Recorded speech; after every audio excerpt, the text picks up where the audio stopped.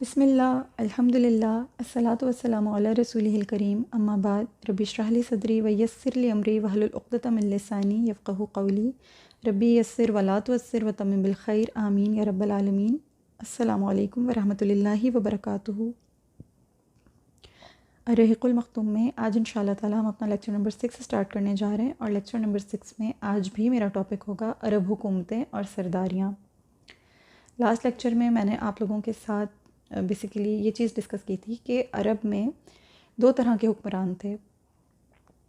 ایک وہ تھے جو تاج پوش بادشاہ تھے، ان کے پاس ہر طرح کا شاہی تخت، تاج، سلطنت اور حکومت سب کچھ تھی، مگر وہ ایک مستقل حکومت ہونے کے باوجود بھی آزاد خود مختار نہیں تھے۔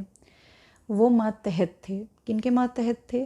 جو ہیرا کی بادشاہی تھی، جو کہ عراق کے علاقے میں قائم کی گئی تھی، اس کو پرشین امپائرز رول کر رہے تھے، اور جو آل غسان جنہوں نے سلطنت شام رکھی تھی، شام کی بنیاد یعنی شام میں جنہوں نے حکومت کی بنیاد ڈالی تھی، انہیں رومن امپائرز رول کر رہے تھے۔ تیسری جو بادشاہی تھی وہ یمن کی تھی۔ یمن کا ہم نے عروج بھی دیکھا، یمن کا زوال بھی دیکھا، ہم نے قوم سبا کی تجارت کے بارے میں بھی جانا، ان کے ماحول کے بارے میں، ڈیمز کس طرح خراب ہوئے، کس طرح سیل عرم آئی وغیرہ، یہ ساری چیزیں ہم نے اس میں اس وقت پڑھی۔ تو یہ تین طرح کے بادشاہ تھے۔ ہم نے دیکھا تھا کہ یمن پر بھی پھر فارس نے حکومت کی، فارس نے اس کو رول کرنا شروع کیا، اور وہ اس کی ماتحتی میں رہا۔ یمن پر حبشیوں نے بھی قبضہ کیا، ان کی بھی حکومت آئی وغیرہ۔ تو یہ عروج و زوال کا سلسلہ یمن میں بھی چلتا ہی رہا۔ اس طرح سے تین ایسے حکمران بادشاہ تھے جو تاج پوش تھے، کہنے کو ان کے پاس سلطنت تھی لیکن آزاد نہیں تھے ہر لحاظ سے۔ دوسری حکومت کن کی تھی؟ دوسرے حکمران تھے جو کہ اپنے لحاظ سے ہر اعتبار سے آزاد تھے، خود مختار تھے۔ وہ تھے قبائلی سردار۔ جتنے قبیلے تھے وہاں پہ، عرب میں بہت قسم کے قبائل تھے، ہر قبیلے کا جو سردار تھا وہ ایک طرح کا بادشاہ تھا اپنے قبیلے کا، آزاد تھا ہر لحاظ سے، خود مختار تھا، کسی کا باج گزار نہیں تھا، کسی کے ماتحت نہیں تھا، اپنے تمام فیصلے آزادانہ طور پہ کیا کرتا تھا، اپنے اچھے برے کا ہر چیز کا خود ذمہ دار تھا۔ تو بیسیکلی یہ دو طرح کی حکمرانیاں تھیں۔ لاسٹ ٹائم ہم نے اتنے تواتر کے ساتھ ذکر کیا قوم سبا، قوم سبا، قوم سبا۔ مجھے یہ محسوس ہوتا ہے کہ میں نے لاسٹ ٹائم آپ کو چلتے چلتے لیکچر میں یہ بات ضرور بتائی تھی کہ قوم سبا بھی ہے اور سبا ایک شخص کا نام بھی ہے، مگر آپ کو تھوڑی سی اس کی مزید ڈیٹیل دینا آئی تھنک رہ گئی ہے، کیونکہ میں نے نوٹس کیا ہے کہ آپ لوگوں میں سے اکثر میری بہنوں نے ملکہ سبا اور ملکہ بلقیس ان دونوں کو ایک ہی سمجھ کر اپنا جو میرا کوشچن تھا اس میں مکس کیا ہے۔ تو مجھے لگتا ہے کہیں کوئی کنفیوژن آپ لوگوں کے ذہنوں میں ہے کہ شاید سبا کسی عورت کا نام ہے۔ آج میں آپ کو رسول اللہ صلی اللہ علیہ وسلم کی ایک بہت ہی بہترین حدیث ہے، اس سے تھوڑا سا واضح کرنے کی کوشش کرتی ہوں کہ سبا سے مراد کون ہے، سبا بیسیکلی ہیں کون۔ ایک حدیث ہے امام ترمذی رحمہ اللہ کی سنن ترمذی میں، ابو داؤد میں بھی ہے یہ حدیث، اور شیخ طبرانی رحمہ اللہ نے بھی اسے صحیح قرار دیا ہے۔ فتح مکہ کے بعد 9 ہجری میں یمن سے ایک صحابی اللہ کے رسول صلی اللہ علیہ وسلم کی خدمت میں تشریف لائے تھے۔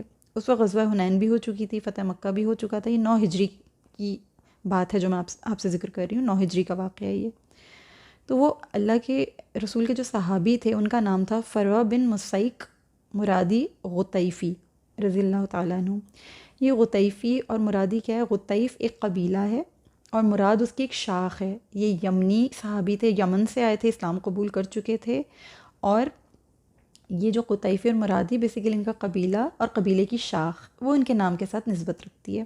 تو فروا بن مسیک مرادی قطیفی رضی اللہ تعالیٰ عنہ ان کا مکمل نام ہے۔ انہوں نے آ کر رسول اللہ صلی اللہ علیہ وسلم سے عرض کی کہ اے اللہ کے رسول صلی اللہ علیہ وسلم، یمن میں میرے باقی جو قبیلے والے ہیں اور میں بھی، ہم سب ایمان لے آئے ہیں، لیکن ابھی بھی کچھ لوگ باقی ہیں، تو کیا میں ان سے قتال نہ کروں؟ یعنی ابھی بھی کچھ لوگ ایسے ہیں جو ایمان والے نہیں ہیں، تو مجھے اجازت دیجیے میں ان سے قتال نہ کروں۔ رسول اللہ صلی اللہ علیہ وسلم نے نہ صرف ان کو قتال کا حکم فرمایا بلکہ اس کا امیر بھی بنا دیا، یعنی اس کا کمانڈر بھی بنا دیا۔ یہ سنتے ہی فروا بن مسیک رضی اللہ تعالیٰ عنہ وہاں سے نکل گئے۔ کچھ دیر بعد اللہ کے رسول صلی اللہ علیہ وسلم نے فرمایا، یعنی سوالیاً پوچھا، فرمایا کہ ما فعل الغطیفی، کہ غطیفی کا کیا معاملہ ہوا؟ صحابہ رضی اللہ تعالیٰ عنہ نے عرض کی کہ اللہ کے حبیب صلی اللہ علیہ وسلم وہ جا چکے ہیں۔ رسول اللہ صلی اللہ علیہ وسلم نے فوراً ان کو واپس بلوایا اور فرمایا کہ ان کو آرام سے دعوت دو، قتال میں عجلت نہیں کرو، اور میرا کوئی نیا پیغام آنے تک انتظار کرو۔ سبحان اللہ العظیم، یہ وہ دور ہے جب رسول اللہ صلی اللہ علیہ وآلہ وسلم فتح مکہ ہو چکا ہے۔ آپ صلی اللہ علیہ وسلم تمام عرب کے سردار تو تھے ہی، ہمیشہ سے سردار تھے، آپ تو پیدائشی سردار تھے، پوری کائنات کے سردار ہیں، سید الاولین والآخرین ہیں آپ صلی اللہ علیہ وآلہ وسلم۔ لیکن ظاہری طور پر فتح مکہ کے بعد آپ مکمل طور پر وہاں کے حاکم ہیں، وہاں کے رئیس ہیں، وہاں کے امیر ہیں، سردار ہیں، پورا عرب آپ کے ماتحت ہے۔ آپ چاہیں تو جس طرح کا حکم دینا چاہیں دے سکتے ہیں، لیکن آپ رحمت للعالمین ہیں صلی اللہ علیہ وآلہ وسلم، آپ نے رحمت کا پیغام دینا ہے، اس لیے آپ نے انہیں منع فرمایا کہ قتال میں جلدی مت کرو، عجلت مت کرو، آرام سے پہلے دعوت دو اور میرا کوئی نیا پیغام آنے تک انتظار کرو۔ یعنی جو لوگ یہ کہتے ہیں کہ اسلام میں بہت ٹیررزم ہے، اسلام میں بہت ایکسٹریمزم ہے، اسلام پھیلا ہی تلوار کے زور سے ہے، ان سب کو ڈیفینڈ کرنے کے لیے ہمیں ان چیزوں کے اوپر مکمل طور پر گرپ ہونی چاہیے۔ ان احادیث کو ازبر کر لیجئے۔ ہمیں اپنے نبی اکرم صلی اللہ علیہ وآلہ وسلم اور اس دین کو ڈیفینڈ بھی کرنا ہے، صرف اپنے علم میں اضافہ نہیں کرنا ہے، ہمیں ڈیفینڈ بھی کرنا ہے انشاءاللہ باذن اللہ تعالی۔ یہ سن کر وہ تشریف لے گئے، یعنی فروہ بن مستیق نے جب نبی اکرم صلی اللہ علیہ وآلہ وسلم کی زبان مبارک سے یہ سنا تو آپ وہاں سے تشریف لے گئے۔ جب وہ وہاں سے تشریف لے گئے تو وہاں موجود ایک صحابی تھے، انہوں نے یہ جان کر کہ یہ سبا کے علاقے سے آئے تھے، نبی اکرم صلی اللہ علیہ وآلہ وسلم سے یہ عرض کی کہ یا رسول اللہ صلی اللہ علیہ وآلہ وسلم، یہ سبا کیا ہے؟ کوئی زمین کا علاقہ ہے یا عورت ہے؟ تو آپ صلی اللہ علیہ وآلہ وسلم نے فرمایا نہ زمین ہے نہ عورت، یہ ایک شخص کا نام ہے، سبا ابن یعرب ابن یشرب ابن قحطان۔ میں نے آپ لوگوں کو بالکل فرسٹ لیکچر میں جو عرب عاربہ بتائے تھے، عرب عاربہ یعنی کہ جو نیٹیوز تھے عرب کے، وہاں میں نے اس نام کو استعمال کیا تھا کہ انہیں اس لیے بھی عرب عاربہ کہا جاتا ہے کیونکہ یہ یعرب بن یشرب بن قحطان کی اولادیں۔ تو جو سبا ہیں یہ بیسیکلی انہی کے بیٹے ہیں، اور سبا کو اللہ تعالیٰ نے 10 بیٹے عطا کیے تھے۔ انہیں 10 بیٹے جو عطا ہوئے، وہ 10 کے 10 بیٹے 10 قبائل کے سردار بنے۔ تو ان لوگوں کے جو سبا کے بیٹے تھے، سبا کی جو اولاد تھی، وہ پھیلی بڑھی پھولی پھلی جتنی بھی، وہ وہیں رہی یمن میں، اور پھر ان سے قوم بنی، یعنی سبا ایک قوم بن گئے، وہ لوگ بڑھتے بڑھتے بڑھتے ایک قوم کی شکل اختیار کر گئے، اور پھر جس جگہ وہ لوگ رہتے تھے، وہ قوم جہاں رہتی تھی، وہ جگہ پھر انہی لوگوں سے منسوب ہو کر علاقہ بھی بن گئی، علاقے کا نام بھی ان سے منسوب ہو گیا، قوم سبا۔ وہ قوم سبا ہم نے لاسٹ ٹائم پڑھی ہے، ہم نے 2000 سال پرانی ان کی تاریخ پڑھی ہے، اور یہ تو ہم نے پڑھی ہے، رسول اللہ صلی اللہ علیہ وآلہ وسلم نے اپنی پیدائش سے اس دنیا میں یعنی تشریف لانے سے پہلے کی یہ جو 2000 سال پرانی جو تاریخ تھی، جس پہ قرآن نے بھی باقاعدہ گفتگو فرمائی ہے، آپ صلی اللہ علیہ وآلہ وسلم اپنے صحابہ کرام کو بھی ارشاد فرما رہے ہیں۔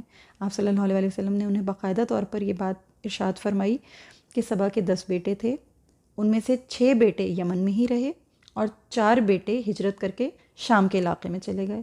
وہ جو بیٹے شام کے علاقے میں ہجرت کر کے گئے تھے، ان میں غسان، اور ان میں لخم، جزام، اور ان میں بیسیکلی عاملہ، یہ 4 بیٹے تھے۔ ان کی اولادیں ان کی اولادیں ان کی اولادیں یہ آگے بڑھتے چلے گئے، یہ شام کے علاقے میں ناردرن ایریا، عرب کے نارتھ کی طرف جا کر انہوں نے اپنے آپ کو سیٹل کیا۔ اور جو یمن کے اندر رہے، ساؤتھ جو ایریا ہے عرب کا، جو ساؤتھ ایریا میں رہے، یعنی جو نیچے جنوب کی طرف رہے، وہ کون تھے؟ وہ ازد الاشریون، کیونکہ جو موسیٰ الاشری آپ نے نام سنا ہوگا، بہت مرتبہ یہ ذکر آیا ہوگا، آپ نے خود بھی اس کو پڑھا ہوگا بہت دفعہ۔ تو یہ سارے یہ اس وقت مدینہ میں یہ موجود تھے، ان میں سے اکثر جو صحابہ تھے بہت بڑی تعداد میں موجود تھے، اور وہ یہ تاریخ سن رہے تھے اپنے اجداد کے بارے میں، یہ سب نبی اکرم صلی اللہ علیہ وسلم کی زبان مبارک سے سن رہے تھے۔ تو ان میں ازد ہیں جو یمن میں رہ گئے تھے، العشریون تھے، ہمیر تھے، یہ جو سیرت ابن ہشام رحمہ اللہ جو ہم پڑھتے ہیں، ان کے نام کے ساتھ بھی ابن ہشام ہمیری لکھا آتا ہے، یہ ہمیر قبیلے سے تھے۔ پھر کندہ، پھر مزہج اور انمار۔ پھر ان صحابی نے، جو شخص تھے جنہوں نے سوال پوچھا تھا سبا کے بارے میں، انہوں نے پھر پوچھا رسول اللہ صلی اللہ علیہ وسلم سے کہ یا رسول اللہ صلی اللہ علیہ وسلم انمار کون ہے؟ تو آپ صلی اللہ علیہ وسلم نے فرمایا کہ یہ بیسیکلی قسم اور بجیلہ میں سے ہی ہیں، یہ بھی 2 قبائل تھے، یہ انہی کی اولادوں میں سے، سبا کی اولادوں کی اولادوں میں یہ بڑھتے پھولتے پھلتے رہے. اور پھر ہم نے باقاعدہ اس کی تاریخ پڑھی, 2000 سال پرانی جو تاریخ تھی. پھر لاسٹ ٹائم ہم نے اپنے ٹاپک میں وہ ساری چیزیں سمیٹی ہیں. تو مجھے لگ رہا تھا کہ یہ چیز آپ لوگوں کو بتانا بہت ضروری ہے, تاکہ ہر لحاظ سے آپ لوگوں کی جو کنفیوژنز ہیں وہ دور ہو جائیں کہ یہ سبا کوئی عورت نہیں ہے. ملکہ سبا نہیں تھی, وہ ملکہ بلقیس تھی. ٹھیک ہے, تو سبا کوئی عورت نہیں ہے. ذہن میں یہ چیز کو کلیئر کر لیجیے گا ان شاء اللہ تعالیٰ. مجھے اللہ سے امید ہے کہ اب آپ کو سمجھ آ چکا ہوگا اس کا, کیونکہ سبا کا ذکر ہمیں سورہ نمل میں بھی ملے گا, سبا کا ذکر ہمیں سورہ سبا میں بھی ملے گا, تو ہمیں یہ ساری چیزیں سمجھنی بہت ضروری تھیں. چلیے, جہاں بات آئی ہے کہ نبی اکرم صلی اللہ علیہ وسلم نے 2000 سال پرانی تاریخ بھی بتائی, پھر ان تمام جتنے صحابہ تھے ان کے بارے میں بتایا, وہ جتنے قبائل تھے وہ کس طرح مائگریٹ کر کے گئے, کہاں گئے, کیسے گئے. تو اس سے کیا معلوم ہو رہا ہے کہ نبی اکرم صلی اللہ علیہ وسلم جغرافیائی اعتبار سے بھی کتنا عبور رکھتے تھے, کتنا عبور تھا ان کو جغرافیائی علم پر بھی. سبحان اللہ. تو میں یہاں ایک بہت امپورٹنٹ نقطہ ہے, بہت امپورٹنٹ پوائنٹ ہے, رک کر غور کر کے ہم اس کو پھر اپنا ٹاپک سٹارٹ کریں گے. پہلے ہم اس نقطے پہ ضرور غور کریں گے کیونکہ یہ بہت امپورٹنٹ ہے. ہم میپس پڑھ رہے ہیں, ہم جغرافیائی اعتبار سے بھی دیکھنے کی کوشش کریں کہ کون کہاں سے نسبت رکھتا ہے, کون کہاں سے منسوب ہے, کون کہاں گیا, کون کہاں سے آیا, کیا سرگرمیاں ہوئیں وغیرہ. تو آئی تھنک یہ ٹاپک بہت امپورٹنٹ ہے جس وقت میں آپ سے ذکر کر کے پھر آگے بڑھوں گی. دیکھیے, شرعی علم پڑھنے والے جتنے بھی طالب علم ہیں ان کے لیے علم جغرافیہ بھی جاننا بہت ضروری ہے, تاکہ ہمیں ادراک اور احاطہ ہو سکے, ہم احاطہ کر سکیں کہ کون سا واقعہ کیسے ہوا, کہاں ہوا. یہ سب جاننا اس لیے ضروری ہے کہ ایک فکر ہمیں ملے, ایک سوچ ہمیں ملے, ایک زاویہ ملے ہمیں. اور میرا مقصد بھی یہی ہے کہ میں جو فکر, جو سوچ, جو موضوع آپ کو دے رہی ہوں, آپ اس موضوع کو لیا کریں, آپ لے لیا کریں اس موضوع کو, اس پہ غور کیا کریں. اللہ تعالیٰ نے قرآن کریم میں بیشتر مقامات پر یہ ارشاد فرمایا ہے. یہ بہت ہی ریپیٹڈ آیت ہے کہ قرآن جو ہے وہ ہدایت کی کتاب ہدایت ہے. یہ ہمیں اندھیرے سے نکالتی ہے, روشنی میں لاتی ہے. یہ ہمیں اللہ تعالیٰ کی واضح نشانیاں اس میں ہیں اور ہمارے لیے واضح پیغام ہے وغیرہ. کئی آیات اس قسم کی ہمیں ملتی ہیں. یعنی اولین جو ہمیں قرآن سے اخذ کرنا ہے علم, وہ ہدایت ہے. جو اصل چیز ہمیں قرآن سے مل رہی ہے یا ملے گی یا ملتی رہے گی انشاءاللہ, وہ ہدایت ہے, ہدایت کی روشنی ہے. لیکن یہ کتاب بہت سارے شرعی علوم کے ساتھ ساتھ زندگی گزارنے کے بھی جتنے علوم ہیں انہیں بھی ہمیں عطا کرتی ہے. ہم ان علوم کا بھی اس میں سے اخراج کر سکتے ہیں. مثال کے طور پہ قرآن میڈیکل سائنس کی بک نہیں ہے, لیکن طب کے موضوع پر ہر چیز کا واضح علم موجود ہے قرآن کریم میں. یہ انجینئرنگ کی بک بھی نہیں ہے, لیکن علماء نے بہت قدیم زمانے سے ہی کتنے فنون کا استخراج کیا اس میں سے, کتنی ساری چیزوں کا انہوں نے یہاں سے علم حاصل کیا, کتنے فنون یہاں سے استخراج کیے ہیں. پھر اسی طریقے سے جغرافیہ, قرآن ہماری اس میں بھی رہنمائی کرتا ہے. اور بے شمار علوم ہیں. میرے پاس تو اس وقت ٹائم بہت کم ہے تو میں اس پہ بہت زیادہ لمبی بات نہیں کر پاؤں گی, لیکن جس موضوع پہ میں آپ کو لانا چاہ رہی ہوں اللہ کی توفیق سے انشاءاللہ ہم اس پہ فی الحال بات کریں گے. انبیاء علیہ السلام جتنے بھی آئیں اس دنیا میں وہ علم کے لحاظ سے ہر انسان سے افضل ہوا کرتے ہیں. ہر انسان سے ان کا علم, ان کا فہم بڑھ کر ہوتا ہے. لیکن رہتے تو وہ اسی دنیا میں ہم جیسے انسانوں ہی کے ساتھ تھے نا, اسی پلانٹ ارتھ پہ ہی رہا کرتے تھے. تو زندگیاں گزارنے کے لیے جتنے بھی ضروری علم ہوا کرتے تھے, جتنے بھی, وہ ان سب سے واقف ہوا کرتے تھے. اور وہ علم لوگوں کو بھی دیا کرتے تھے. کس جگہ کیسے واقعات منسوب ہوئے, کہاں سے کیسے, کس طریقے سے, کون سے ایک دم حالات بدلے, حالات اوپر گئے, حالات نیچے گئے, کیا ہوا, کیسے ہوا, شرعی علم حاصل کرنے والے طالب علموں کے لیے جاننا بہت ضروری ہے. یہ اور بات ہے کہ اگر کوئی نہیں جانتا, کسی کو اتنی زیادہ کمانڈ نہیں ہے اس ٹاپک پر, یعنی جیوگرافی کے اوپر, جو خاص طور پہ جو اسلامک ہسٹری سے ریلیٹڈ ہے, یہ کوئی عیب نہیں ہے. اگر نہیں جانتا تو اپنے آپ کو بہت لو نہ فیل کرے. لیکن اگر وہ جانتا ہے, وہ اس کے اوپر کمانڈ حاصل کر لیتا ہے, وہ اس کو اچھے طریقے سے سمجھ لیتا ہے, تو یہ بہت بڑی خوبی ہے. اس طرح وہ خود بھی مفید ہو جائے گا, مؤثر ہو جائے گا, اور وہ اوروں کو بھی بہت ساری راہیں دکھائے گا. تو اس کو بہت غور سے, بہت دلچسپی کے ساتھ پڑھیے. میں آپ کو قرآن کریم کی ایک بہت خوبصورت مثال ہے, وہ میں آپ کو ضرور دینا چاہوں گی. ہمیں نہ بلد نہیں ہونا ہے, ہمیں نا ان چیزوں سے یوں اوپر سے نہیں گزرنا ہے, ہمیں بہت گہرے تدبر کے ساتھ سمجھنی ہیں چیزیں. قرآن کریم میں سورہ زخرف میں فرعون نے کیا کہا تھا؟ فرعون نے کہا تھا کہ کیا مصر میری حکومت، میری سلطنت نہیں ہے؟ اس نے اپنے درباریوں سے اور موسیٰ علیہ السلام سے اس نے بہت گھمنڈ کے ساتھ یہ بات کہی تھی. لیکن سامنے کون تھے؟ سامنے اللہ کے ایک بہت بڑے نبی کھڑے ہوئے تھے، اللہ کے بہت بڑے رسول کھڑے ہوئے تھے اور بہت ایمان والے تھے. تو آپ دیکھیے کہ ایمان والوں کا جو سوچ کا انداز ہوتا ہے، جو ان کی فکر ہوتی ہے، وہ کتنی بلند ہوتی ہے، کتنی وسیع، کتنی کشادہ ہوتی ہے. سورہ شعراء میں اس کا ذکر ہے جو موسیٰ علیہ السلام نے فرمایا تھا کہ قال رب المشرقی والمغربی وما بینہما ان کنتم تعقلون. سبحان اللہ، کہ انہوں نے فرمایا تھا کہ میرا رب مشرق اور مغرب کا رب ہے، اور جو کچھ بھی اس کے درمیان ہے ان کا رب ہے. ان کنتم تعقلون، اگر تم عقل کر سکو. مصر ایک بہت بڑا علاقہ تھا، لیکن عالمی سطح پر تو ایک چھوٹا سا خطہ تھا نا. مطلب وہ اپنے آپ میں تو ایک بہت بڑا علاقہ تھا، لیکن جب آپ اس کو گلوب میں دیکھتے ہیں تو وہ ایک چھوٹا سا خطہ ہے. اس وقت بھی بہت چھوٹا سا خطہ تھا ایک. تو جو ایمان والے وہاں سامنے اس کے کھڑے ہوئے تھے نا، انہوں نے مشرق سے لے کر مغرب تک کا احاطہ کر دیا. اور وہ آیت میں انہوں نے اس ایک آیت میں مشرق کہاں ہے، مغرب کہاں ہے، انہوں نے اس کو سمیٹ ڈالا اور فرعون کو احساس دلایا کہ تم جس خطے کی بات کر رہے ہو نا، تم بس وہیں تک ہی سوچ سکتے ہو، اس سے باہر نکلو، اس سے باہر بھی دنیا ہے. اور میرا رب تمام عالموں کا رب ہے، سب عالموں کا رب، رب العالمین اللہ ہے. سبحان اللہ العظیم. اس نے کتنا دعوے کے ساتھ یہ بات کی تھی کہ کیا مصر میری حکومت نہیں، میری سلطنت نہیں. اتنا وہ رب ہونے کا دعویٰ کر رہا تھا، مگر اس کی عقل یہیں تک تھی. ایمان والے کی عقل، ان کی سوچ، ان کا فہم کہاں تک گیا. مشرق میں کتنے ممالک ہیں، کتنے سارے جزائر ہیں، کتنی ساری ندیاں ہیں، سمندر ہیں، درخت ہیں، جنگل ہیں، صحرا ہیں. پھر اسی طرح مغرب میں کتنا کچھ ہے، ان کے درمیان کتنی ساری بستیاں ہیں، کتنے سارے لوگ ہیں، کتنے ساری طرح طرح کے کئی پہاڑ ہیں، کتنا کچھ ہے.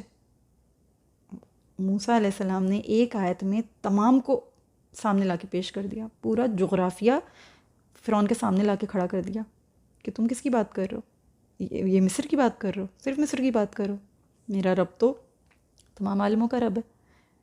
سبحان اللہ العظیم. اسی طرح حضرت سلیمان علیہ السلام کا واقعہ سورہ سبا میں. سلیمان علیہ السلام جو سفر کیا کرتے تھے نا، ہوا کو اللہ تعالیٰ نے ان کے تابع کیا تھا، وہ اس کو حکم دیا کرتے تھے. اور قرآن کریم میں لفظ آتا ہے، سورہ صاد میں بھی اس کا ذکر ہے، یہ سلیمان علیہ السلام کا جو ذکر ہے یہ اس میں بھی سورہ صاد میں بھی ملتا ہے ہمیں. اللہ تعالیٰ نے وہاں پر ایک ارشاد فرمایا غدون شہرن، یعنی کہ ایک ماہ کا عرصہ. اس کو ذہن میں رکھیے گا، اللہ تعالیٰ نے یہ فرمایا. تو وہ جب دیا کرتے تھے نا، حکم دیا کرتے تھے ہوا کو، تو ہوا اس سپیڈ میں چلا کرتی تھی کہ جب وہ صبح شروع کرتے تھے اپنا سفر تو وہ زوال کے ٹائم تک، ظہر کے ٹائم تک اپنے مقام پر پہنچ جایا کرتے تھے جس جگہ انہیں پہنچنا ہوتا تھا. پھر آگے مزید ان کو وہاں سے کسی اور جگہ جانا ہوتا تھا، پھر ہوا کو حکم دیا کرتے تھے اور مغرب ہونے تک وہ وہاں پہنچ جایا کرتے تھے. اور پھر وہ واپسی پہ اپنے وطن واپس آ جایا کرتے تھے، اپنے سارے جو ان کے ضروری کام ہوتے تھے وہ سب کام نپٹا کے اور سب کام فارغ کر کے. تو یہ تمام کام حضرت سلیمان علیہ السلام بہت آرام سے کر لیا کرتے تھے اس زمن میں. یعنی اللہ نے تو اس آیت میں ہم اس کو اس آیت کے ساتھ ہم یوں سمجھ کے پڑھ لیتے ہیں کہ اس میں حضرت سلیمان علیہ السلام کا یہ معجزہ ہے، ہوا ان کے تابع تھی، بہت اثر و رسوخ والے نبی تھے، اور جہاں دل چاہتا تھا وہ آدھے دن میں سفر کر لیا کرتے تھے. جو اہل علم ہیں وہ کون کون سے موتی چن لیتے ہیں. آپ یہ دیکھیے، امام حسن بصری رحمہ اللہ کا قول موجود ہے اس بارے میں کہ آپ جغرافیائی اعتبار سے دیکھیے، دمشق فلسطین یعنی جہاں ان کی حکومت تھی، جہاں حضرت سلیمان علیہ السلام، وہ وہاں سے ایران کا علاقہ جو استغر کر کے ایک علاقہ تھا، تہران کا کیپٹل ہے نا، جو ایران کا کیپٹل ہے تہران، اس کے آس پاس کا کوئی علاقہ تھا. آج بھی کیپٹل ایران کا تہران ہی ہے، وہاں اس کے آس پاس کا ایک علاقہ تھا. تو وہاں جانے میں 1 مہینہ لگتا ہے. اگر کوئی بہت سپیڈ سے بھی جاتا ہے نا تو اس علاقے تک پہنچنے میں 1 مہینہ درکار ہے کم سے کم. تو حضرت سلیمان علیہ السلام وہاں سے وہاں جایا کرتے تھے، پورا 1 مہینے کا سفر تھا جو وہ آدھے دن میں طے کر لیا کرتے تھے. پھر اسی طرح وہ آگے مزید افغانستان کا کیپٹل کابل بتایا جاتا ہے، اس وقت بھی کابل تھا، تو وہ وہاں تشریف لے جاتے تھے، وہاں شام تک اپنی ضروریات پوری فرما کر واپس آ جاتے تھے فلسطین. تو یہ ان کا پورا جو ہے یہ روٹ تھا. تو حافظ ابن کثیر رحمہ اللہ اس آیت کی تفسیر میں فرماتے ہیں کہ غدون شہرن سے مراد کیا ہے کہ کوئی تیز رفتار سواری لے کر بھی جائے گا نا تو 1 مہینے کی مدت میں پہنچے گا، اور پھر آگے بھی کابل تک کا جو سفر ہے وہ 1 مہینے کی مدت ہی اس کے لیے بھی درکار ہے. سبحان اللہ العظیم. تو اللہ تعالیٰ نے دیکھی یہاں پہ غدون شہرن، شہر کہتے ہیں مہینے کو، اللہ نے ہمیں کتنا ایگزیکٹ ٹائم فریم، کتنی ایگزیکٹ جہت بتا دی اس آیت میں، اور ہم اس کو آرام سے اس کے اوپر سے گزر جاتے ہیں کہ وہ تو نبی تھے اور ہوا ان کے تابع تھی۔ اس میں جغرافیہ بھی ہے، اس میں اللہ نے ڈائریکشن بھی بتائی ہے، اس میں اللہ نے ٹائم فریم، ایگزیکٹ ڈسٹنس بھی سمجھایا ہمیں کہ 1 مہینے کی مدت کم سے کم درکار ہے، اور اہل علم نے اس پہ تحقیق کی ہے، محققین نے اس پر تحقیق کی ہے۔ تو جدید سائنسی تحقیق سے بھی یہ چیز واضح ہوئی ہے سبحان اللہ کہ ایگزیکٹ جو ڈسٹنس ہے وہ بالکل سیم ان دونوں کنٹریز کے درمیان۔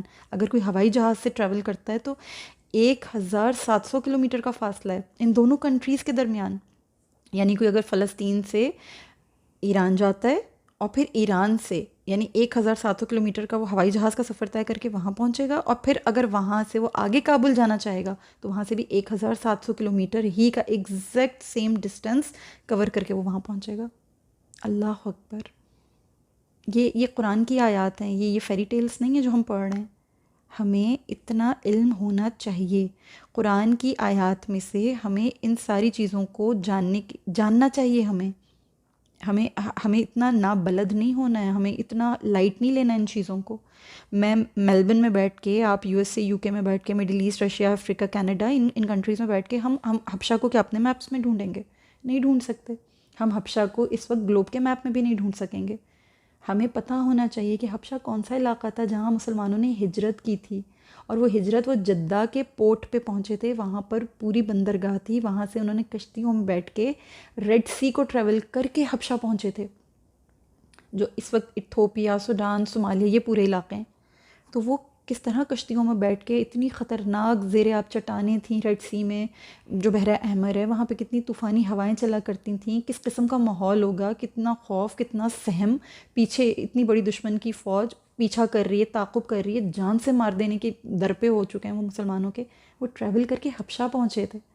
تو یہ جو ہجرت تھی، یہ جہد کس نے بتائی تھی؟ رسول اللہ صلی اللہ علیہ وسلم نے بتائی تھی۔ آپ صلی اللہ علیہ وسلم کو اس چیز کا ادراک تھا کہ یہ علاقہ یہاں سے ہو کر یوں تم لوگ گزر سکتے ہو، یہ علاقہ سیف ہے، یہاں سے یوں نکلو، یہاں سے یوں اس طرف ہجرت کرو۔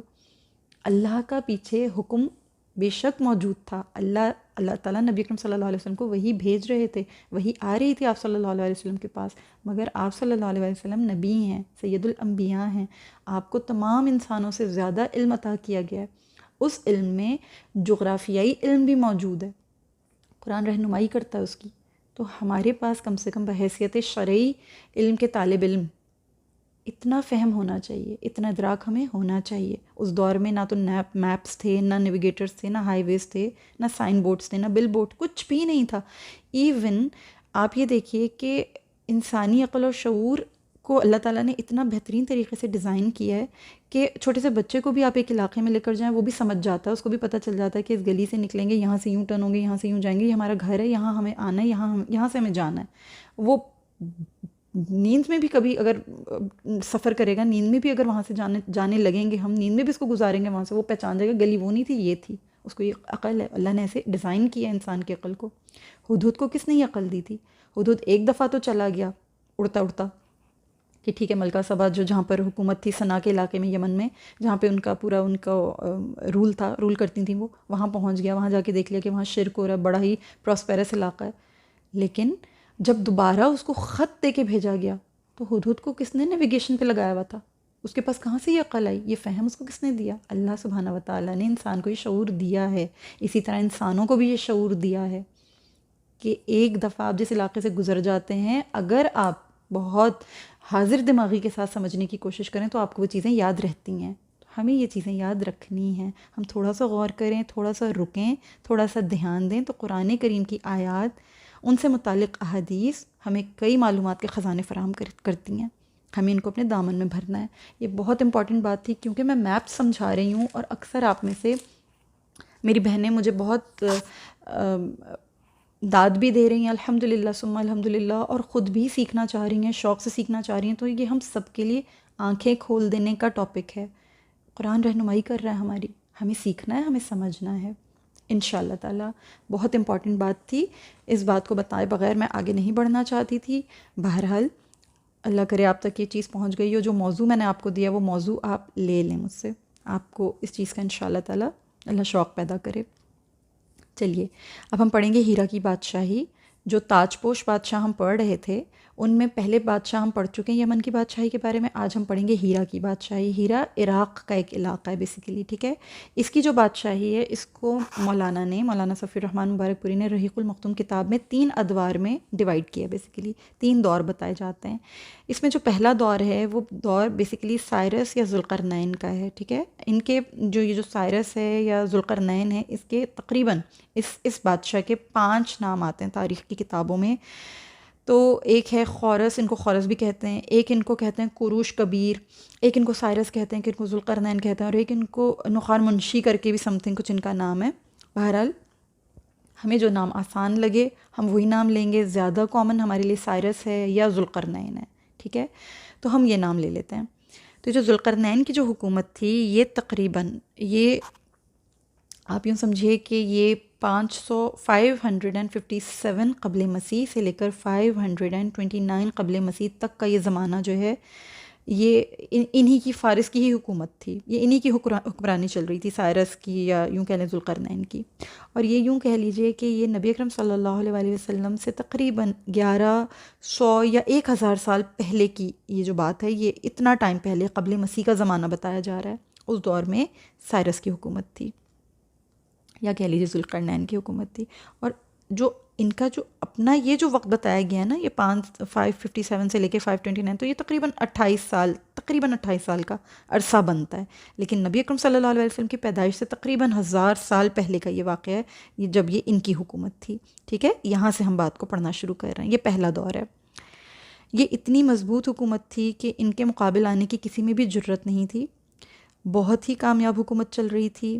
اور پھر ایک وقت ایسا آیا کہ 326 میں سکندر مقدونی نے دارا جو ہے نا, یہ بیسیکلی ایک نام ہے اور لقب ہوا کرتا تھا بادشاہ کا. جو وہاں کا بادشاہ ہوا کرتا تھا اس کا لقب ہوا کرتا تھا دارا.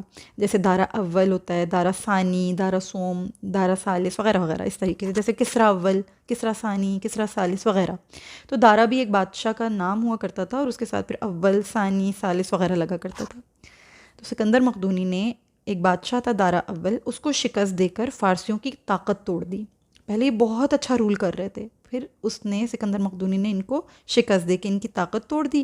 اس کے نتیجے میں ان کا ملک ٹکڑے ٹکڑے ہو گیا. اور یہ نبی اکرم صلی اللہ علیہ وسلم سے تقریباً ان کی ولادت سے, یعنی آپ علیہ الصلوۃ والسلام کی ولادت سے تقریباً 800 سال پہلے کا واقعہ ہے. یہ جو 326 قبل مسیح میں یہ واقعہ ہوا تھا کہ دارا اول کو شکست ہوئی تھی, فارسی جو تھے بکھر گئے تھے. تو ہوا کیا کہ ان کے ملک میں بے انتہا بد نظمی شروع ہو گئی. لوگ تتر بتر ہو گئے. بہت انتشار پھیلا, اتنا انتشار پھیلا کہ تقریباً 230 عیسوی تک یہ انتشار جو تھا یہ جاری رہا. گویا یعنی یوں سمجھ لیجئے کہ 550 سال تک یہ انتشار چلتا ہی رہا. یہ قبل مسیح سے شروع ہوا تھا اور یہ عیسوی تک 230 عیسوی تک چلتا رہا, یعنی 500 سال تک قائم دائم رہا. بہت بگاڑ پیدا ہوا, بد نظمی آئی, ٹکڑوں ٹکڑوں میں حکومتیں بن گئیں ان کی. کوئی کہیں رول کر رہا ہے, کوئی کہیں رول کر رہا ہے, کوئی کہیں ٹوٹ رہا ہے, کوئی کہیں بکھر رہا ہے. یہ برا حال ہوا تھا ایران کا, فارس کی حکومت کا. اسی دوران میں قحطانی قبائل اس انتشار کا فائدہ اٹھا کے, کیونکہ یہاں پر اتنی زیادہ طوائف الملوکی شروع ہو گئی تھی, بد نظمی شروع ہو گئی تھی, کہ انہوں نے قحطانی, کیونکہ قحطانی جو تو یمنی تھے, آپ کو پتہ ہے یمن میں بھی کتنا بگاڑ پیدا ہوا تھا, یمنیوں نے اس چیز کا فائدہ اٹھایا اور انہوں نے دیکھا کہ یہاں پر تو یہ لوگ آلریڈی ہی اتنا زیادہ ان کا شرازہ بکھرا پڑا ہے. تو وہاں کا ایک بہت شاداب علاقہ تھا, بہت ہی اچھی ہوا تھی وہاں پہ, بہت ہی صاف ستھرا پانی اور سب کچھ تھا, زمینی علاقہ تھا. انہوں نے وہاں پر جا کر بود و باش اختیار کر لی قحطانیوں نے. قحطانی عرب وہاں جا کر جو ہے آباد ہو گئے. ان کی دیکھا دیکھی جو عدنانی تارکین وطن کا ریلا آیا, جو عدنانی تارکین وطن تھے نا, یعنی جو آپ کو پتہ ہے کہ اس طرف حجاز کی طرف عدنانی عرب بھی رہا کرتے تھے. حضرت یہ جو اسماعیل علیہ السلام کی اولادیں تھیں عدنانی عرب کہلاتی ہیں, یہ بھی رہا کرتے تھے. اور یہ بھی آپ نے دیکھا تھا کہ جب ان کا خزاع کے ساتھ جھگڑا ہوا, یہ ہوا وہ ہوا, خزاع نے جب مکہ کے اوپر رول کرنا شروع کر دیا تو پھر یہ جو عدنانی عرب تھے یہ بھی مائیگریٹ کرنا شروع کیا اور مختلف علاقوں میں جا کر یہ بھی آباد ہوئے. تو یہ عدنانی عربس کا بھی ایک گروپ تھا, کچھ اس میں قبائل موجود تھے. وہ بھی جا کر جب انہوں نے دیکھا کہ یہاں قحطانی عرب تو بہت خوش ہیں, بہت اچھا رہ رہے ہیں, انہوں نے بھی اس علاقے کا رخ کر لیا. وہ علاقہ تھا عراق کا علاقہ. اس وقت کا جو عراق تھا نا بیسیکلی, یہ ابھی تو بہت چھوٹا ہے, اس وقت کا عراق اتنا چھوٹا نہیں تھا. ایران، یہ پورا علاقہ جو آپ کو نظر آ رہا ہے یہ پورا علاقہ ایران ہے. ایران کا جو سرکاری جو ان کا پورا کنٹرول تھا، جو ان کی سرگرمیاں تھیں وہ اوپر کے علاقے میں تھیں. اور یہ جو عراق کا جو علاقہ ہے نا، یہ جو عرب کے اندر کر کے لگتا تھا، یہ عراق ابھی تو بہت چھوٹا ہی، اس وقت کافی زیادہ عرب کا حصہ تھا. تو جو عرب کے اندر داخل ہوتا ہوا عراق تھا، یہ عراق کہلاتا تھا عراق عرب. اور جو ایران کے اندر داخل ہوتا ہوا عراق تھا، وہ عراق کہلاتا تھا عراق عجم. ٹھیک ہے، یہ بات ذہن میں رکھیے گا. تو یہ عراق کا جو یہ علاقہ تھا جو عرب کے اندر داخل تھا، وہاں پر جا کر ان قحطانیوں نے بھی اپنا جو ہے گزر بسر شروع کر دی، اپنے ڈیرے جما لیے، سیٹل ہو گئے. اور یہ جو عدنانی تارکین وطن تھے، انہوں نے کیا کیا کہ وہاں پر جا کر جزیرہ فراتیہ، یہ جو آپ پرشین گلف دیکھ رہے ہیں، یہ پرشین گلف اوپر جا کر ملتا ہے. آپ دیکھیں کہ یہ جو بصرہ سے ہوتا ہوا آگے کی طرف اوپر کی طرف جاتے ہوئے یہ دو نہروں میں، دو ندیوں میں یہ ڈیوائیڈ ہو جاتا ہے. ایک ندی جو سیدھے ہاتھ کی طرف ہے وہ کہلاتی ہے دجلہ کہلاتی ہے، دجلہ کی نہر کہلاتی ہے. اور دوسری جو یہ جو لیفٹ سائڈ کی طرف ہے یہ فرات کہلاتی ہے، یہ دریائے فرات ہے. وہ دریائے دجلہ ہے اور یہ دریائے فرات ہے. تو دریائے فرات کے قریب کر کے ایک علاقہ تھا، اس کا نام تھا جزیرہ. یعنی فرات اور دجلہ کے درمیان میں خشک جگہ تھی، اسی لیے اس کو جزیرہ کہا جاتا ہے. جزیرہ تھا، جزیرہ فراتیہ کے نام سے وہ جگہ مشہور تھی. انہوں نے وہاں پر اپنا ایک مسکن بنا لیا. اچھا، یہ ایک دور گزرا جس میں یہ تمام ٹوٹا پھوٹا سا ان کا ماحول تھا، ان کا ایرانیوں کا. پھر کیا ہوا کہ جب انہوں نے اپنا پورا وہاں پر جا کر پراپر اپنے آپ کو انہوں نے سیٹل کر لیا، تو 226 عیسوی میں اردشیر نام کا، یہ اردشیر جو ہے یہ بھی ایک بادشاہ کا لقب ہے. یہ اس وقت کے جو شاہ ہوا کرتے تھے، اس وقت کے جو بادشاہ ہوا کرتے تھے، ان کا ٹائٹل ہوا کرتا تھا اردشیر. ٹھیک ہے، پہلے تو ذوالقرنین کی حکومت کو ہم نے پڑھ لیا، ان کا دور چل رہا تھا. اب اردشیر کا دور آیا. اردشیر ایک بادشاہ تھا، جس طرح ہم نے پڑھا تھا نا ابھی پیچھے کہ دارا اول، دارا ثانی، دارا ثالث وغیرہ، اسی طرح اردشیر کا بھی یہ معاملہ تھا، اول ثانی وغیرہ. اس نے وہاں پر ساسانی حکومت کی داغ بیل ڈالی. ساسانی حکومت کو رفتہ رفتہ جب انہوں نے یہ جو اردشیر تھا، اس نے جب یہ حکومت کی داغ بیل ڈالی، جب اس نے بنیاد رکھی، تو یہ واپس اپنی فارم میں پلٹ آئے. اس نے اس چیز کا آئیڈیا کیا کہ مطلب ان کے اندر ایک غیرت پیدا ہوئی، ان کے اندر یہ جذبہ پیدا ہوا کہ باہر والے آ کے یہاں پر سکونت اختیار کر رہے ہیں، یہ اتنے مزے کر رہے ہیں، یہ اچھے طریقے سے اپنی بچے نسلیں آباد ہوتے چلے جا رہے ہیں، تو مجھے اپنے لوگوں کو متحد کرنا چاہیے، مجھے ان کی ذہن سازی کرنی چاہیے، ان سب کو یکجا کر کے ایک حکومت بنانی چاہیے اور پھر اس حکومت کو مستحکم بھی کرنا چاہیے. تو یہ سب کچھ دیکھتے ہوئے اردشیر نے ایک ساسانی حکومت بنا لی. وہ ساسانی حکومت کافی ٹائم تک وہاں پر چلی.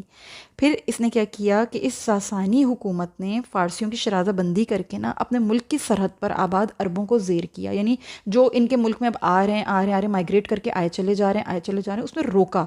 اس نے عربوں کو روکا کہ بھائی ہمارا کنٹری ہے، ہم یہاں کے رہائشی ہیں، ہم یہاں کے زیادہ حقدار ہیں، تم لوگ ذرا قابو میں رہو. اسی طرح سے تم لوگ آتے چلے جاؤ گے اور ہمارے ملک میں آ کے بستے جاؤ گے، ایک وقت آگا ہم تو ختم ہو جائیں گے، تم لوگ ہوگے. اس کو نا یہ نیشنل جیسے کہتے ہیں، ایک اندر سے اس کو ایک غیرت آئی. تو اس نے ان لوگوں کو وہاں پر زیر کیا. جب انہوں نے یہ جو عرب جو تارکین وطن تھے، یمنی اور یہ عدنانی، جب یہ وہاں انہوں نے دیکھا کہ ان قبائل نے کہ یہ تو اب ہماری جو ہے یہ پٹائی ہو رہی ہے، یہ لوگ ہمیں اب زیر کر رہے ہیں، تو اس کے نتیجے میں کیا ہوا کہ قضاء ایک بہت بڑا قبیلہ تھا عرب کا، بہت معروف قبیلہ، حدیثوں میں اس کا بہت بکثرت ذکر آتا ہے. یہ مکہ اور مدینہ کے درمیان کے علاقے میں رہا کرتے تھے، یہ بھی عراق چلے گئے تھے. جب انہوں نے یہ دیکھا کہ ساسانی حکومت جو ہے یہ تو ہمارے ساتھ بہت برا بہیو کر رہے ہیں، بہت برا ہمیں ٹریٹ کر رہے ہیں، تو یہ تھوڑا غیرت مند قسم کا قبیلہ تھا. انہوں نے کیا کیا کہ ملک شام کی طرف چلے گئے. انہوں نے ملک شام کی راہ اختیار کر لی. یہ انہوں نے عراق کا علاقہ چھوڑ دیا. یہ ہیرا سے یہ لوگ نکل گئے. اب کیا ہوا کہ جو ہیرا میں جو باقی بچے ہوئے لوگ تھے، جو قبائل تھے، اور خاص طور پہ جو انبار کے جو عرب باشندے تھے، انہوں نے کیا چیز قبول کر لی. انہوں نے یہ کہا ان ساسانی حکومت والوں کو کہ بھئی آپ ہمیں یہاں پہ رہنے دیجئے اور ہمیں اپنے ماتحت بنا لیجئے، ہمیں یہاں سے مت جانے دیجئے، ہم آپ کے ماتحت رہ کر ہی یہاں پر ساری زندگی اپنی گزار لیں گے. بے شک ہم آپ کو اپنا آقا تسلیم کر لیتے ہیں، ہمیں یہاں سے مت نکالیں، ہمیں یہاں سے کہیں نہیں جانا. ارشیر نے کیا کیا کہ بہت چالاک آدمی تھا، بہت سمارٹ آدمی تھا، اس نے نا اس چیز کو محسوس کر لیا تھا کہ جو عرب باشندے ہیں یہ اتنے زیادہ مطلب ان کے کلچرل ڈفرینسز ہیں ہمارے ساتھ، اور اتنے زیادہ ان کا جو رہن سہن، ان کے طریقے، ان کے اقتصادی معاملات، اندر کے اتنے جھگڑے فساد، ایک قبیلہ اس کے آگے نسلیں، اس کی آگے نسلیں، اس کی آگے نسلیں، پھر سب میں الگ قسم کی جو تھیں کوالٹیز تھیں. آپ کو پتہ ہے عرب کا تو حساب کتاب ہی بالکل مختلف تھا. تو ارشیر نے اس چیز کو محسوس کرتے ہوئے کیا کیا کہ عرب باشندوں کو براہ راست حکومت کر کے ختم کرنا اور یہ سب کچھ کرنا، سمجھ لیا اس نے کہ یہ پاسبل نہیں ہے. تو یہ جو علاقہ، جس علاقے میں یہ آلریڈی رہ رہے ہیں، اس علاقے پہ ان کو باقاعدہ طور پر حکمرانی دے دی جائے، اور ان کی وجہ سے جو ہمارے اندر، ہمارے ملک کے اندر مزید جو لوگ آنا چاہ رہے ہیں، یہ والے عرب جو آلریڈی یہاں بیٹھے ہوئے ہیں، ان کو حکومت دے کر، ان کو سمجھ لیں کہ گورنمنٹ دے کر، ایک پوری مستقل حکومت کا ایک لالی پاپ دے کے ہم ان کو بیوقوف بناتے ہیں کہ تم لوگ اس بارڈر کو جو ہے دیکھو، اس بارڈر کو کنٹرول کرو، اور ہم اپنے ملک میں اپنے معاملات کو آرام سکون سے ہینڈل کرتے ہیں. تو بیسیکلی ان کو حکومت بھی دے دی اور ان کو اپنے زیر تحت بھی رکھا، اپنا ماتحت بھی رکھا.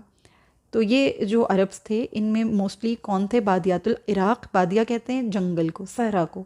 تو بادیات العراق اور جزیرے کے جو ربیعی اور مدری قبائل تھے نا، ان میں جو ایک ان کا جو لیڈر جس کو بنایا گیا وہ تھا جزیمت الوضع. الوضع کہتے ہیں لقب ہے ایک سردار جو عرب قبائل، جتنے عرب قبائل ہیرا پہ جن کی بادشاہی تھی، ان کا جو بڑا ہوتا تھا نا، جو ان کا سردار بنتا تھا، اس کو الوضع کہا کرتے تھے، لقب ہوا کرتا تھا. یہ عربوں میں سے جس کو چن کر حکمران بنایا جاتا تھا وہ ہوتا تھا الوضع. تو جو ربیعی اور مدری قبائل کا جو سب سے بڑا تھا، جس کی چلتی تھی، جس کو سب جانتے تھے، سب اس کی اطاعت کرتے تھے، اس کو حمایت بھی حاصل ہوتی تھی، کنبے کی قبیلے کی تائید بھی حاصل ہوتی تھی، سب اس کی بات کو سنتے تھے، وہ تھا جزیمہ. اس کا نام تھا جزیمہ. جزیمہ کو حکمرانی دے دی انہوں نے.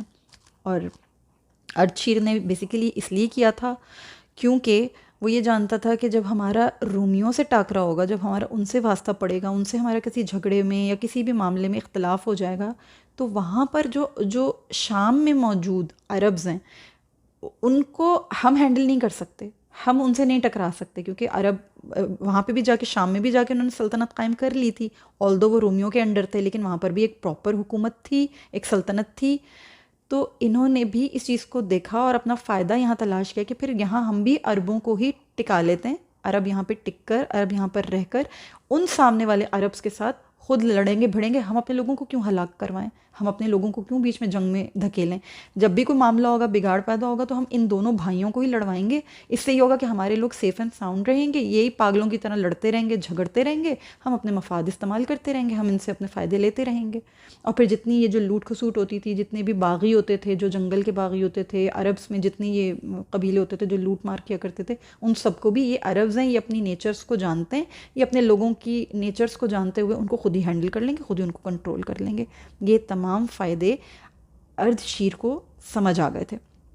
پھر وہ کیا کرتا تھا، پھر انہوں نے کیا کیا کہ جو ہیرا کے جو شاہان تھے، یعنی جو بادشاہ جس کو بنایا گیا تھا، خزیمہ، کیا نام تھا اس کا، جزیمہ کو، جزیمت الوضع، اس کے پاس ایک فارسی یونٹ بھی ہمیشہ رہا کرتی تھی، فوج ہوتی تھی، ایک پوری یونٹ ہوتی تھی، وہ بھی رہا کرتی تھی کہ باغیوں کی سرکوبی کرنی ہے، مارنا ہے، پیٹنا ہے، جو بھی کرنا ہے. تو وہ مطلب ان کاموں کے لیے اس نے اپنی ایک پوری یونٹ بھی دی ہوئی تھی، یعنی نظر بھی پوری رکھی ہوئی تھی اور حمایت بھی پوری دی ہوئی تھی. لیکن کوئی فیصلہ خود نہیں کرنے دیتے تھے ان کو کہ آپ لوگ یہ سارے ڈیسیجنز جو ہیں خود لیں، جو کروائیں گے ہم کروائیں گے، جیسے ہم کہیں گے آپ کو ویسے کرنا ہے. یہ ان کا طریقہ کار تھا.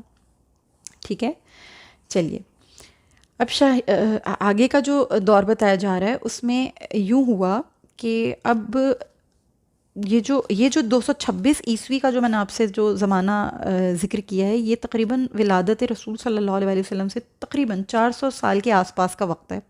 ٹھیک ہے، یہ میں نے آپ کو جو ابھی جو ارشیر کا جو واقعہ بتایا، یہ جو پورا ایریا کور کیا ہے ہم نے، یہ ٹاپک جو یہ پیراگراف جو ہم نے کور کیا ہے.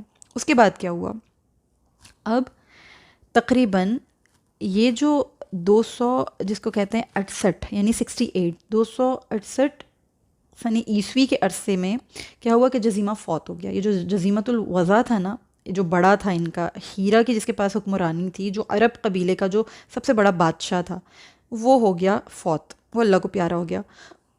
اس کی جگہ پر عامر بن عدی بن نصر لخمی اس کا جانشین ہوا. اب اس کی گدی پہ کس کو بٹھایا گیا؟ عامر بن عدی کو بٹھایا گیا، جو کون سے قبیلے سے تھا؟ لخم قبیلے سے تھا، جسے تمیم داری رضی اللہ تعالیٰ عنہ بھی ہیں، لخمی ہے نا قبیلہ لخم و جذام جو میں نے آپ لوگوں کو بتایا تھا، یہ اس میں سے ہیں، یمنی تھے. تو یہ قبیلہ لخم کا جو پہلا حکمران تھا جزیمہ کے بعد، وہ آیا عامر بن عدی. ٹھیک ہے، پہلے جو بنا تھا وہ ربی اور مدری قبائل میں سے جو ہے جزیمۃ الوضع بنا تھا، لیکن اب جو آیا وہ لخمیوں میں سے آیا. یہ پہلا حکمران تھا جس کا نام تھا عامر بن عدی.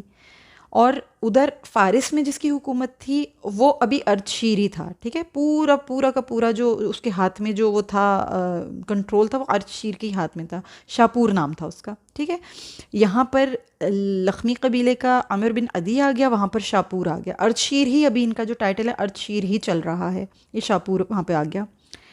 اچھا، یہ ٹائم چلتا رہا. اس ٹائم کے بعد یہ ٹائم ختم ہوا جب اس کا انتقال ہو گیا. جو یہ جو عامر بن عدی تھا اس کا انتقال ہو گیا.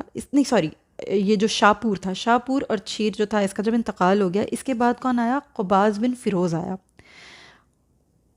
نہیں، اس کے بعد قباد بن فیروز کے عہد تک ہیرا پر لخمیوں کی مسلسل حکمرانی رہی. قباد بن فیروز جو تھا اس کے عہد میں یہ جو شاپور اور شیر ہے اس کا انتقال ہو گیا. اس کے بعد فارس پر قباد بن فیروز کی حکمرانی ہوئی.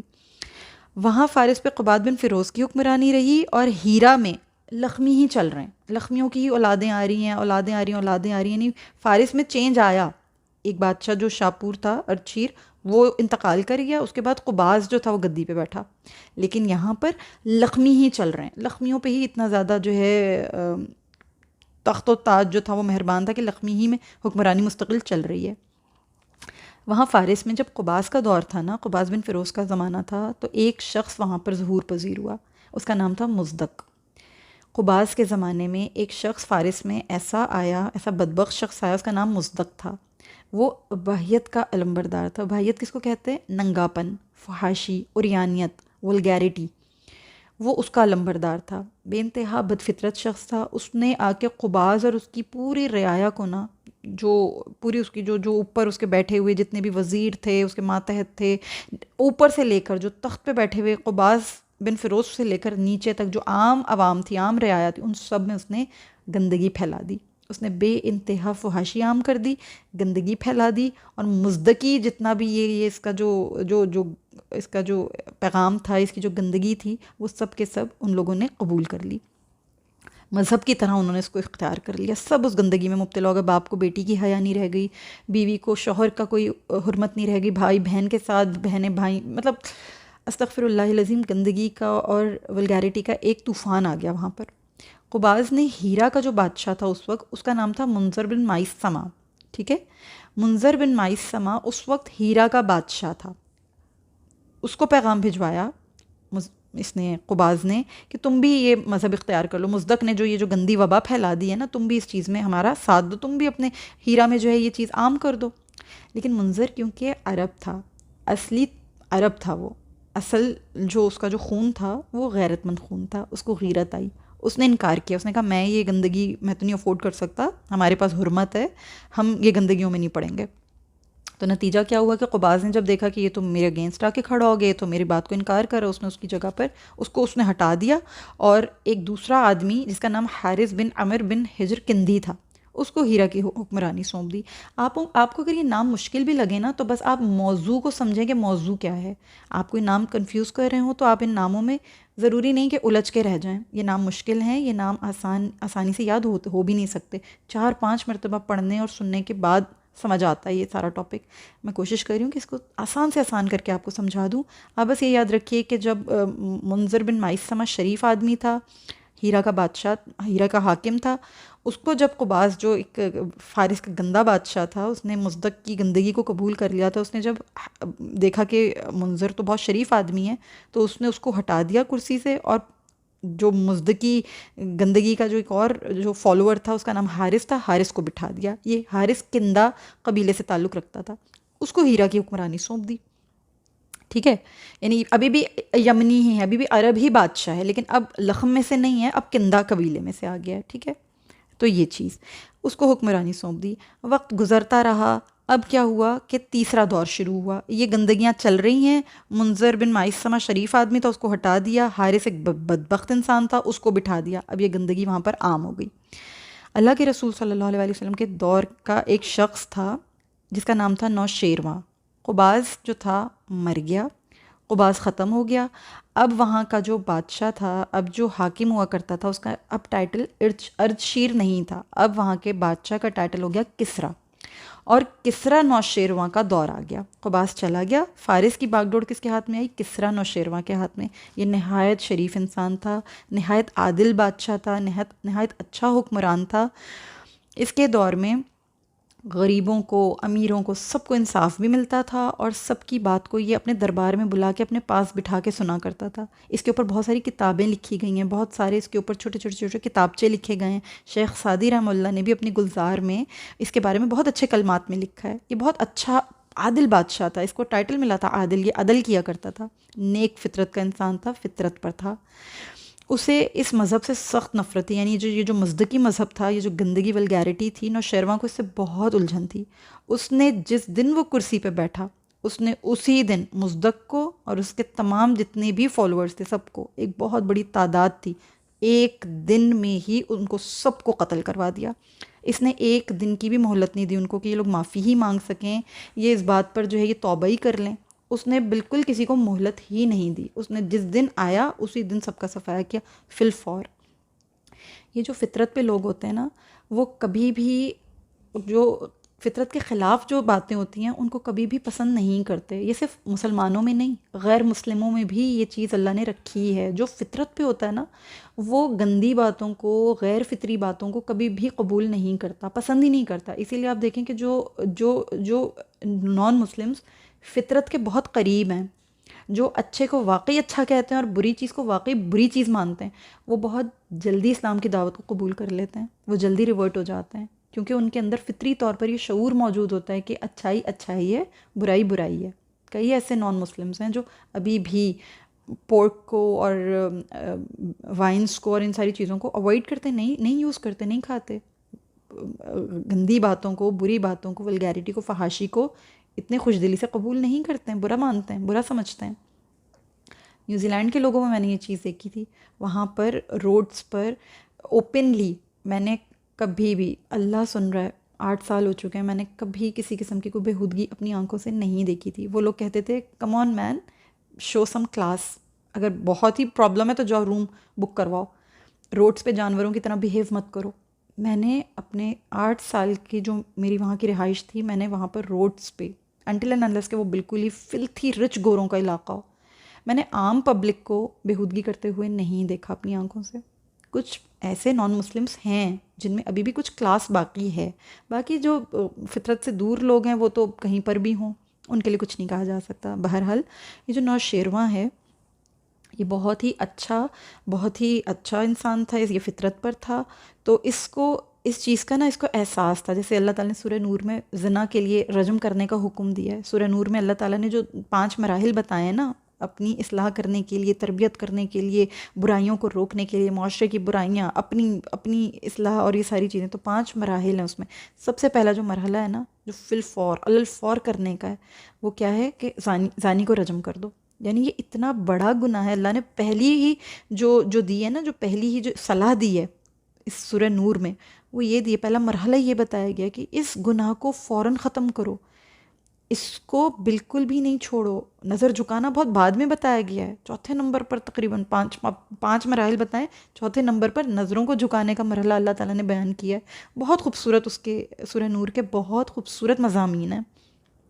تو رجم کرنے کا حکم اسی لیے ہے کہ یہ گناہ ایسا ہے جو بہت جلدی پھیلتا ہے، اور یہ اتنی تیزی سے پھیلنے والا گناہ ہے، تو اس کو ایسا نہیں ہے کہ اس کو 1 دن 2 دن 3 دن بعد ختم کریں گے، آہستہ آہستہ ختم کریں گے۔ یہ بہت جلدی تیزی سے پھیلنے والا گناہ ہے، اس کو فی الفور ایک جھٹکے میں، ایک ہی بار میں ختم کرنا پڑتا ہے۔ نوشیرواں کو اس چیز کی سمجھ تھی، اس نے فوراً یہ کام کیا، اور اس نے کیا کیا کہ منظر بن مائسمہ، جس کو اس نے ہٹا دیا تھا، یہ جو بیسیکلی قباس بن فیروز تھا، اس نے منظر بن مائسمہ کو ہٹا دیا تھا، نوشیروان نے کیا کیا کہ فوراً اس نے اس کو بحال کیا. اس نے کہا کہ تم اور میں بالکل سیم مزاج کے، سیم فطرت کے لوگ ہیں، تم بھی فطرت پہ ہو، میں بھی فطرت پہ ہوں، تم بھی اس مزدکی بہودگی کو تم بھی غلط کہتے ہو، میں بھی اس کو غلط کہتا ہوں، تو میں یہاں پہ ایران کی باغ ڈور سنبھالوں گا، تم وہاں پہ ہیرا کی باغ ڈور سنبھالو. اس نے منظر بن مائسمہ کو بحال کیا، اور پھر جو حارث تھا جس نے اس چیز کو قبول کیا تھا، حارث جو حاکم بن گیا تھا، ہیرا کا حاکم بن گیا تھا منظر بن مائسمہ کے بعد، اس نے کیا کیا کہ حارث کو فوراً اپنے پاس بلوایا.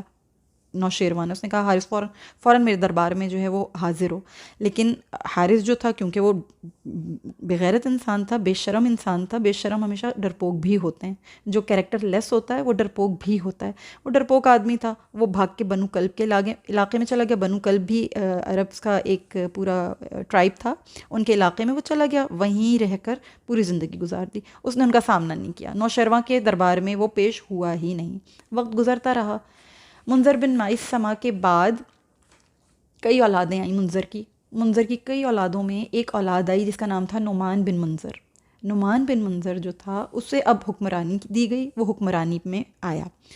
جب وہ حکمرانی میں آیا تو جو نعمان بن منظر تھا اس کے عہد میں ہیرا کی حکمرانی اسی کی نسل میں چلتی رہی.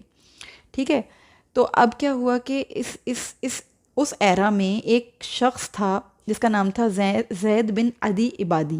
اس نے کیا کیا کہ کسریٰ جو اس وقت وہاں پر ایران کا جو کسریٰ تھا اس کا نام خسرو پرویز تھا، اس خسرو پرویز کو جا کر اس آدمی نے، اس بدبخت نے، زید بن عدی عبادی نے نعمان بن منظر کی جھوٹی شکایت کر دی. نعمان بن منظر جو تھا وہ بیسیکلی صحیح چل رہا تھا اپنے معاملات میں، وہ بالکل صحیح حساب کتاب کے ساتھ چل رہا تھا، لیکن اس کے خلاف جا کر، کیونکہ حسد تھا، جیلسی تھی، اس کی سلطنت اور اس کی عمارت سے چڑ رہا تھا، غصہ کر رہا تھا، تو دل میں بغض رکھتا تھا، جا کر جھوٹی شکایت کر دی.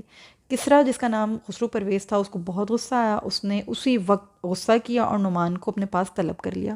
نعمان عرب تھا، نعمان جانتا تھا کہ اب اگر میں اس کے پاس پیش ہوں گا نا تو مجھے اس بات سے کوئی نہیں بچا سکتا کہ وہ میرے ساتھ جو ہے کچھ برا کرے گا. وہ جانتا تھا نعمان کو اس بات کی خبر تھی. اس نے چپکے سے بنو شیبان ایک قبیلہ تھا، اس کا سردار ہوا کرتا تھا ہانی بن مسعود. اس نے ہانی کے پاس جا کر نا اپنے اہل و عیال اور مال و دولت کو اس کی امانت میں دے دیا. یعنی نعمان جو تھا اس نے یہ ارادہ کر لیا تھا کہ میں جاؤں گا، میں سامنا کروں گا، میں جا کر کسریٰ سے، خسرو پرویز سے جا کر میں ملاقات کروں گا، میں اس کے پاس پیش ہو جاؤں گا. لیکن اس سے پہلے کہ میں وہاں جاؤں میرے سر پہ میرے اہل و عیال ہیں، میرے اولاد والے، میرے بچے، میری بیوی، میرا یہ سب مال و دولت، میرے ہتھیار وغیرہ یہ سب موجود ہیں. تو کسی عرب النسل کو میں یہ ساری امانتیں سونپ دوں. یہاں رک کر ایک بہت امپورٹنٹ بات ہے جو مجھے آپ سے کرنی ہے اور بہت غور کرنے کی ضرورت ہے. یہ جو عرب سے نا ان کی بہت ساری خصوصیات ہیں. ہم نے لاسٹ ٹائم بھی ذکر کیا تھا کہ یہ بہت کوالٹی سے بھرے ہوئے لوگ تھے، ان میں بہت ہائی کوالٹیز تھیں. ان میں ایک کوالٹی ان کی امانت داری تھی. یہ بہت امانت دار تھے، یہ اپنے اہل و عیال کے معاملے میں بھی بہت امانت دار تھے. یہ جو آج کے دور میں اکثر ایسے شوہر جو کسب کے لحاظ سے اپنی بیویوں کی طرف دھیان نہیں دیتے، اپنی فیملی کے معاملے میں امانت دار نہیں ہیں، ان کا خیال کرنا، ان کا احساس کرنا، خصوصی طور پر اپنی بیوی کا، وہ یہ سمجھتے ہیں کہ 3 وقت کا کھانا مل رہا ہے بس ٹھیک ہے الحمدللہ بہت ہے. یہ غلط ہے، یہ غلط ہے. نعمان کے اوپر کتنا سخت وقت تھا، پھر بھی اس کو اپنے اہل و عیال کی، جان کی، مال کی، ان کی بھوک پیاس، ہر چیز کی، ان کی سیفٹی سیکیورٹی کی فکر تھی. اس نے جا کر ہانی بن مسعود کے پاس اپنی ساری جتنی بھی یہ چیزیں تھیں، اپنا مال دولت تو چلو ایک طرف رہا، اس کا سب سے بڑا مال و دولت اس کا اہل و عیال تھا. اس نے جا کے وہ ان کو امانتاً رکھوایا اور پھر کسریٰ کے پاس پیش ہوا. کسریٰ نے اسے قید کر لیا اور وہ قید میں ہی فوت ہو گیا. جو بات مجھے یہاں آپ کو سمجھانی ہے وہ یہ ہے کہ سورۃ طٰہٰ میں نا آیت نمبر 117 سے 119 اس میں اللہ تعالیٰ نے بہت خوبصورت ارشاد فرمایا ہے حضرت آدم علیہ السلام سے. وہ سننے والی آیت ہے، اور اس کے بارے میں پھر جو ابو عبداللہ القرطبی رحمہ اللہ نے جو تفسیر قرطبی میں جو اس کی تفسیر فرمائی ہے، انہوں نے کتنا خوبصورت استدلال کیا اس آیت سے. یہ یہاں پہ رک کے پڑھنے والی چیز ہے کہ شوہروں کو ایسا ہونا چاہیے کہ بیویاں ان پر فخر کریں، بیویوں کو یہ احساس ہو کہ ہمارا شوہر ہے، اس جیسا شوہر ہمیں مل ہی نہیں سکتا تھا. یہی آدمی تھا جو شوہر بننے کے لائق تھا. شوہروں کو ایسا ہونا چاہیے. عرب کے مردوں میں یہ خوبی تھی. عرب کے لوگ اتنے جانثار اور اتنے باوفا تھے، وہ اپنی بیویوں کے معاملے میں بھی باوفا تھے، وہ اپنے اہل و عیال کے معاملے میں بھی امانت دار تھے۔ جان اگر دینی ہوتی تھی یا جان اگر لینی ہوتی تھی تو اپنی جان کی پرواہ نہیں کرتے تھے، اپنے اہل و عیال کی ضمانت مانگا کرتے تھے۔ انہیں کس کی ضمانت میں چھوڑوں؟ اگر تم مجھ سے یہ کام کروا رہے ہو تو پھر مجھے میرے اہل و عیال کی ضمانت دو، پھر میں یہ کام کرنے کو تیار ہوں۔ اپنی جان کی پرواہ نہیں کرتے، جرأت مند شجاع لوگ تھے، بہادر لوگ تھے، لیکن اپنے بال بچوں کی طرف سے امانت دار تھے۔ ان کا احساس، ان کا خیال، احساس ذمہ داری، بیویاں فخر کرتی تھیں ان شوہروں کے اوپر، بیویاں بہت خوش دلی کے ساتھ ایسے شوہروں کے گیت گایا کرتی تھیں۔ اور یہ اللہ تعالیٰ نے سورہ طٰہٰ میں جو آیت نمبر 117 اور 119 ہے، اس میں مردوں کو خاص طور پہ اللہ تعالیٰ نے ایک بہت بڑی فکر دی ہے۔ آج کا مرد خاص طور پہ جو کمانے والی لیڈیز ہیں، جو اچھا کما لیتی ہیں، اچھا اپنا ارن کر لیتی ہیں، ان کی طرف سے بھی بے نیازی کا بعض دفعہ اظہار کرتے ہیں۔ اور بعض مرد ایسے نابلد ہیں، ایسے خراب ہیں کہ جو گھر میں بیٹھی ہوئی عورتیں ہیں ان کو تو بالکل ہی کچھ نہیں سمجھتے، 3 وقت کا کھانا کھلا کے سمجھتے ہیں سارے فرائض پورے ہو گئے، جوائنٹ فیملی سسٹم میں ماں باپ کے ساتھ رہتے ہیں، چھت بھی مل گئی، 3 وقت کھانا بھی مل گیا، ٹھیک ہے، جو بھی ہلکا پھلکا سا پہن رہی ہیں اوڑھ رہی ہیں، ٹھیک ہے، صحیح ہے، کوئی خاص اہتمام نہیں کرتے۔ ایسے مردوں کی آنکھیں کھولنے کے لیے یہ آیات ہیں۔ اللہ سبحانہ وتعالی فرماتے ہیں فَقُلْنَا يَا آدَمُ، ان آیات میں 116 نمبر آیت میں اللہ تعالیٰ نے وہاں آدم علیہ السلام سے یہ ذکر فرمایا تھا کہ سب ملائکہ نے حضرت آدم علیہ السلام کو سجدہ کیا لیکن ابلیس نے نہیں کیا۔ اس کے بعد اللہ تعالیٰ یہ فرما رہے ہیں کہ فَقُلْنَا یا آدم، تو ہم نے کہا اے آدم، إِنَّ هَذَا عَدُوٌّ لَكَ وَلِزَوْجِكَ، کہ اے آدم بے شک یہ دشمن ہے آپ کا اور آپ کی بیوی کا، فَلَا يُخْرِجَنَّكُمَا، آپ کو کیا فرما رہے ہیں اللہ تعالیٰ کہ یہ دشمن ہے آپ کا اور آپ کی بیوی کا، سو نہ نکلوا دے آپ دونوں کو جنت سے۔ یہاں جو اللہ تعالیٰ فرما رہے ہیں نا یخرجنکما، یہ کما تثنیہ کا صیغہ ہے، مثنیٰ کا صیغہ ہے۔ یہاں میں آپ لوگوں کو گرامر نہیں پڑھا رہی ہوں، اس باریک نقطے کی طرف آپ کو اشارہ دلا رہی ہوں، اس کو بہت توجہ سے سنیے گا کہ اللہ تعالیٰ نے آدم علیہ السلام سے یہ فرمایا تھا کہ یہ تم لوگوں کا، آپ کا اور آپ کی زوجہ کا، آپ کی بیوی کا یہ دشمن ہے، سو یہ آپ دونوں کو یہاں سے جنت سے نکلوا نہ دے، آپ دونوں کو جنت سے نہ نکلوا دے اور پڑ جائیں آپ مصیبت میں۔ فتشقا، یہاں جو اللہ تعالیٰ نے فرمایا نا فتشقیا نہیں فرمایا، یعنی یہاں پہ اللہ تعالیٰ نے دونوں سے مخاطب ہو کے نہیں کلام فرمایا۔ یہاں اللہ تعالیٰ کیا فرما رہے ہیں، کن سے کلام فرما رہے ہیں، مخاطب کس سے ہو رہے ہیں، کس سے خطاب کر رہے ہیں، حضرت آدم علیہ السلام سے۔